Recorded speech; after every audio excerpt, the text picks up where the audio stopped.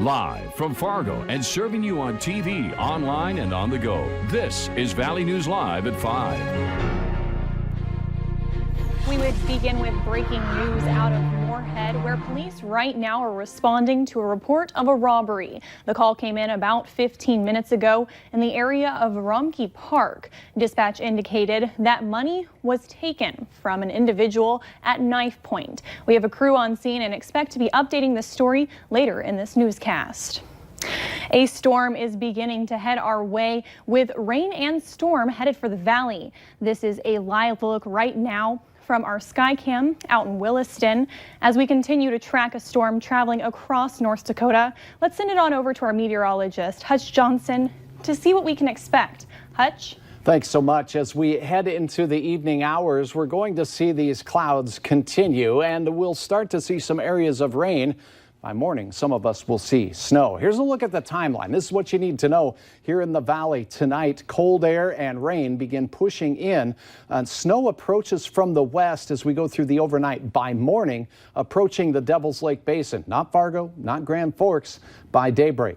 But throughout the day on Thursday, we'll have a sharp rain-snow line setting up very close to us here in the Red River Valley. And to the east, I expect rain all day, heavy at times, and accumulations of snow out west, upwards of 1 foot or even more in some places. Friday and Saturday is when things really will transition to snow for many of us here in the Southern Valley into Lakes Country, and some across eastern North Dakota could experience some very difficult, if not impossible, travel conditions. There is a winter storm warning for northeast North Dakota, the James River Valley, and the Missouri River Valley until Friday. That's where we're certain that winter storm conditions will take place.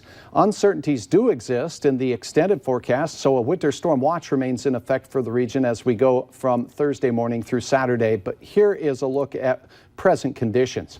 Look at the temperature in Williston, 18 degrees. Bitter cold air, and it is 70 in Wadena. So a major storm system that is going to impact livestock, our valley. We have flooding concerns. We have shovel trouble indeed. I'll have the hour-by-hour details. Also, we'll talk about snowfall potential with this storm system. 2 to 3 feet, not out of the question. We'll go over those details in a minute. All right, thank you, Hutch. You will want to make sure you are staying up to date as the storm rolls through. Be sure to download the Valley News Live News app. You can get breaking news alerts, school closings, the latest weather, and headlines all for free. Just search VNL News in the App Store or Google Play Marketplace, and you can download it for free. The Grand Forks County Sheriff's Office says because of current flooding conditions, all public access points to the Red River throughout Grand Forks County are closed until further notice. The Sheriff's Office says increasing river levels, falling water temperatures, and expected rain through the weekend makes it unsafe. The water will need to recede to a safe level for it to reopen. A man accused of killing a woman and covering up the crime by setting a North Fargo home on fire pled not guilty today. 44-year-old Sheldon Davis formally pleaded not guilty to the murder and arson charges this morning. The body of 52-year-old Denise Anderson was found in an apartment fire back in August, an incident that Davis denies any involvement in. The defense team also asked for a $500,000 bond, saying that Davis is not a flight risk and that he poses no danger to the public. The judge denied the bail reduction, keeping it at $1 million. Davis is due back in court on January 9th.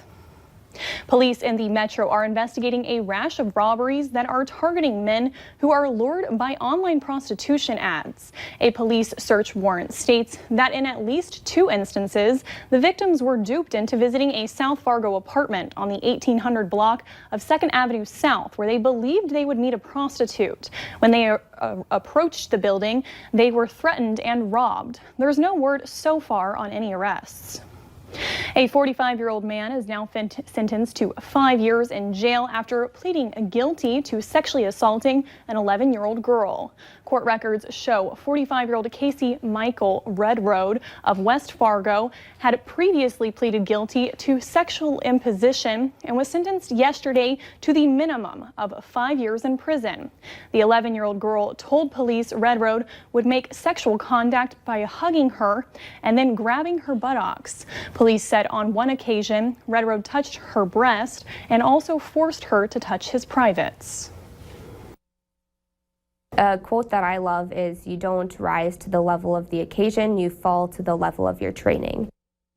Recently, we've had several shooting threats in our area. It may still feel like an actual tragedy on a scale of Marjorie Stoneman Douglas could never happen here, but that doesn't mean we can't be ready. Valley News Team's education reporter Veronica Marshall explains how local educators are preparing and how a new grant is helping them do it. In many cases, first responders take time to get to the scene, and that time is valuable minutes and lives lost. Mackenzie McCormick is responsible for keeping Fargo's kids safe while they're at school, and she's found a way to make that a little easier. She just secured an $86,000 grant to expand the district's Stop the Bleed program. The program teaches teachers and other school staff members how to use tourniquets in emergency situations. It may sound drastic, but experts say it's a crucial skill. Death can occur within minutes after a bleeding incident. There's an opportunity to intervene in those first few minutes by the civilians. Aside from funding more trainings, the money will also put the tourniquets and other tools inside every single Fargo Public Schools classroom, which experts say is where they need to be. When you take a global look at these intentional mass shootings, they're occurring places like movie theaters, schools, shopping districts, churches. So bringing it down to the schools is one of those avenues where we can help to teach these basic life-saving bleeding principles. Having these kits available is very helpful in those situations, especially in an active threat situation. Because preparing teachers just in case can make the difference between life and death. Unfortunately, you can't predict these things. And when they do happen, it's important to be prepared because it's simple measures that anybody can do to save a life. Where law enforcement is going to take longer to arrive. We are the first responders. In Fargo, Veronica Marshall, Valley News Live.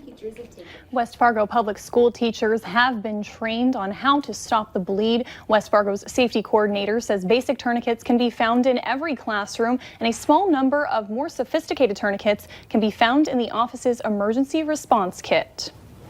West Fargo police are investigating an incident where it appears a vehicle smashed into a building and then took off. Firefighters and West Fargo police responded to Visto Trailer Sales this morning when workers noticed a dent in their building. They believe the building was hit by a vehicle overnight. Officials checked for structural damage and then quickly cleared the scene. President Donald Trump's campaign says a rally in Minneapolis will go on as planned Thursday after earlier threatening a lawsuit over the city's efforts to recover more than $500,000 in security costs. Protesters were staged outside Mayor Jacob Frey's office this morning, carrying signs and banners and chanting. The flap over the cost of the rally at the Target Center escalated after a Twitter spat between the president and Mayor Frey escalated. AEG, which runs the Target Center venue, says the event will go on as planned even without an upfront payment. But Mayor Frey insists that taxpayers should be reimbursed for the city's costs to have the event. Turkey has launched a major military offensive in northern Syria against a longtime U.S. ally, the Kurds. The attack comes days after President Donald Trump ordered U.S. troops out of the region. NBC's Susan McGinnis has more. The border area of northern Syria overnight became a war zone. Turkey launched a huge military assault against the Kurds, soldiers who have fought for years alongside U.S. troops against ISIS. As the battle raged on, President Trump released a statement today saying the United States is not endorsing the attack, contradicting Turkey and its president, who claim he personally gave them the go-ahead.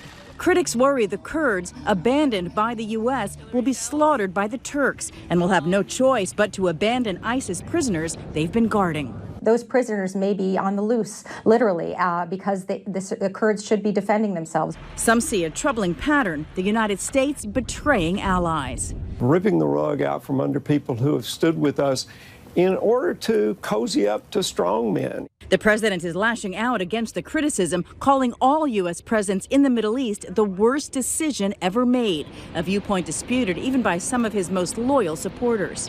That's a pre-9/11 mentality that the Mideast is no concern to us. And I will say this to the president: it would be hard to protect America without allies over there, and the Kurds have been good allies. But an area the Kurds call home sits on a 20-mile deep buffer zone Turkey wants to create, leaving civilians desperately trying to flee and raising fears of a humanitarian and refugee crisis. Susan McGinnis, NBC News, Washington. Officials say critics of the president's decision worry it will benefit Russia, Iran, and the Assad regime. U.S. Secretary of State Mike Pompeo will be on this weekend's Full Court Press with Greta Van Susteren. Full Court Press is a relatively new show on Valley News Live and across the Gray Television Network, whose host is well known for her political analysis and expertise. It airs at 6:30 Sunday morning on KVLY. Don't forget the Bison kickoff at 1 p.m. on Saturday, which means you can join us at noon for the Farmers Union Insurance Bison football pregame show. We'll take you right up to kickoff. Watch it all on the KVLY KFYR Bison Football Network.